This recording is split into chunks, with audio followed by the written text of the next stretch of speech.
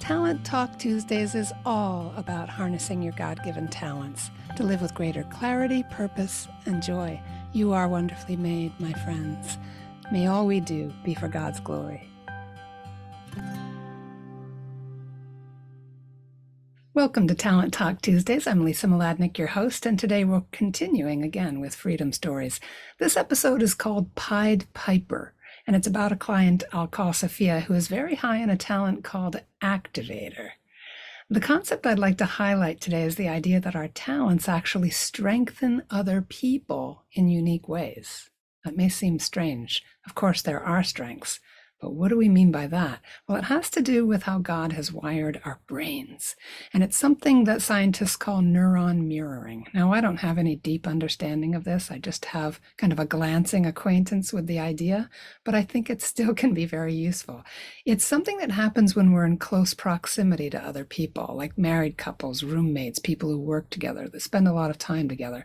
For example, if you're high in empathy, even if your husband or your wife is very low in empathy, when they're around you, they're actually more capable of empathy than when you're not around. It's really remarkable.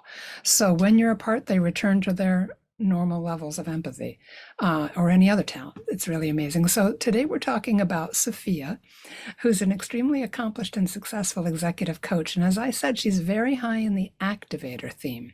Now, activators are very good at turning thoughts into action. They don't just tend to sit around and daydream endlessly, make plans, and then never follow through on them. In fact, they can be impatient to get going. They like less talk and more doing. You'll see this on teams and married couples. Activators always trying to get everybody off the couch and out into the fresh air or whatever it might be. So they're enthusiastic people. They're often charismatic and natural leaders. Gallup, the owner of Clifton Strengths, calls Activator the let's go talent because it's so locked and loaded for action. So when I first started coaching with Sophia on her strengths, she confided something about her relationships that was a bit mysterious and bothersome to her. People were always copying her like she was some kind of Pied Piper. So she's actually very artistically gifted, and anytime she took up a hobby, just about everyone around her would take up that same hobby. It was remarkable. Even people who weren't very interested in being close to her would be interested in doing whatever she was doing. And that hurt her feelings because she felt like people would copy her, like they were kind of stealing her ideas, but they didn't really care much about her. Now, there's a couple things going on here. One, that she's strengthening them in this, through her enthusiasm, yes, but also that she's a natural leader. And a lot of times natural leaders give the impression through no fault of their own, just through their giftedness, that they're completely self-sufficient. So people don't tend to worry about them or check in and see if they need anything. So people don't tend to do that with her, like with a lot of leaders. They don't see what her needs are. So they might take something without realizing, like take an idea and run with it and not think, oh, I just took something from her. Not that they took it away from her, but that they sort of borrowed her enthusiasm and her ideas and then just walked off effectively. And it was really weighing on her.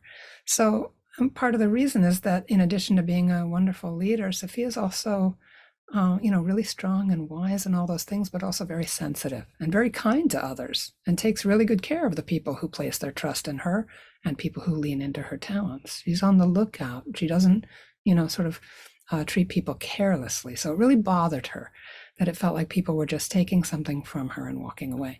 But she quickly understood through looking at her strengths that her activator was very powerful and part of God's design for her joy and for equipping her to serve others.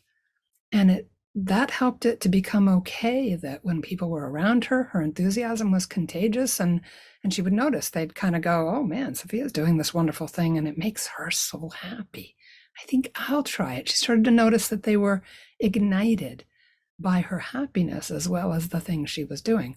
And so two realizations came out of this exploration that were really useful to Sophia. One, that in her coaching, in the presentations she was asked to do, her writings, the programs that she created, she could integrate that power of activation into everything with love and prayer and get even better results than usual.